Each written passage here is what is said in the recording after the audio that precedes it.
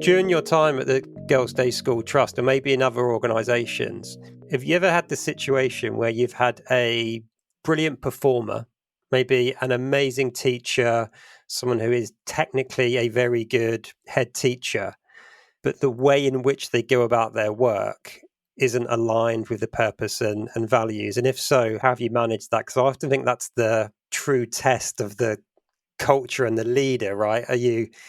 Do we say, I know they don't quite behave in the right way, but their results are amazing, so we'll just let them get on with it? But there can be it's quite corrosive, right? I have a very real example that you're right is very corrosive, and it is a good test of what really matters. And I suppose my learning in this particular situation, which was an incredibly high performer, the school was full to bursting, I didn't really look very far beneath the surface because everything was going so well, even though there were signs that perhaps it wasn't as well aligned to the mission and vision as it should have been. I kind of let it go to a point where it was untenable and had to be stopped.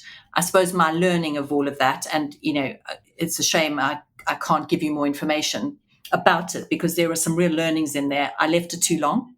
I didn't trust my instincts soon enough. Okay. And I was blinded by the fact that it was successful anyway, and therefore I should just let it ride.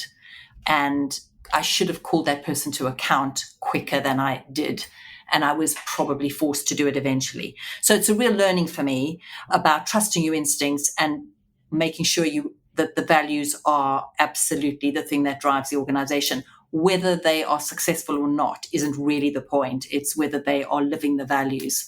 But that's a difficult balance to strike, because at the end of the day, even though this is a very large educational charity, it is also a business, and you are trying to manage those things and be respectful of the fact that there is real diversity in leadership too. Not everyone leads in the same way, but I do believe you have got to lead by the same values, and you've got to be signed up, and you cannot pay lip service to those things. So my learning out of all of that would be make the tough calls quickly if you have to, because you probably know you need to make them, and you shouldn't let anything else get in the way of you making that decision.